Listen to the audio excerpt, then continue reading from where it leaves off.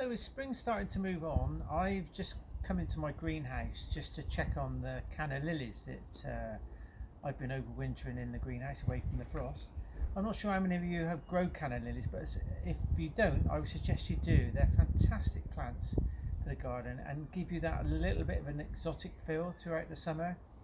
Now unfortunately I haven't got the space to grow mine in the garden, actually in the ground, so I grow mine in pots. And as you can see here, this is a pot grown canna that I grew last year, but as you can see by the root system, it's now what we call pot bound. And you can see from all these roots here, it needs repotting. And the good thing about repotting, as I said before, and as I say many times again, it's always a good way of increasing your stock.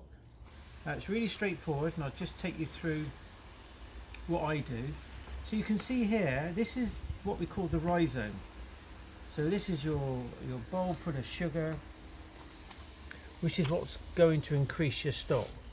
So with a sharp knife or a little saw, just see where the rhizome is, and I would either just cut into the pot like this.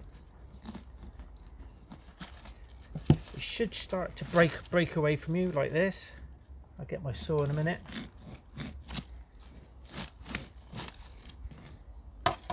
And very often, if you start to pull away, it just come up as a natural break here.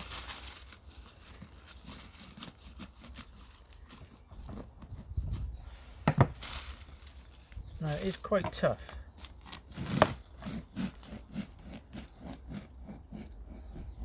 But once you make that first break, there we go. And there you can see the pots and the rhizome breaking up. Now sometimes, as I've done here, I have gone through a rhizome, but that won't be detrimental to the plant. It will soon start to grow again. So I've cut this once, and I can see a natural break across there.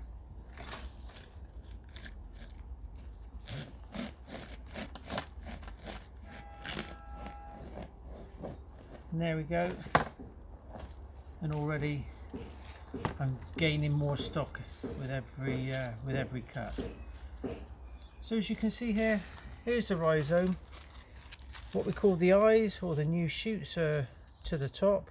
This is where all my growth is going to come from. And what I tend to do is break off some of this old soil like this. And with my new pot ready, and here's an 8 or 10-inch pot with some good garden compost. Push the new rhizome into the pot like so, and as you can see, it's sat just below the level of the pot, which is perfect. So when we water, that water that we put in here doesn't run over the edge. Now they are quite a thirsty plant, so certainly if you're growing them in pots in an area where there's you haven't got a lot of water or lack of water, they need a good watering just to maintain them throughout the summer. So I'm just going to fill that pot up now like this. Just firm it down nice and so. And once you've potted them, especially where I am, that's going to need protecting a little bit away from the last frost. We do get some late frost down in this area, so these will probably go into my cold frame, or certainly into an area of the garden where they're going to be protected, and I can throw some fleece over them should the weather become too cold. The variety of this is Canna Tropicana, which is a lovely variety. You get some beautiful red stripy leaves and some pink flowers, which look fantastic. So that's the way of increasing your cannas. If you've got yours in the ground, then obviously if they're 2 or 3 years old, they probably need digging up, and exactly the same method of splitting them and then replanting them. So that's me done for a minute. I've got a few more to go before I finish. So I wish you well in splitting your cannas, and happy gardening.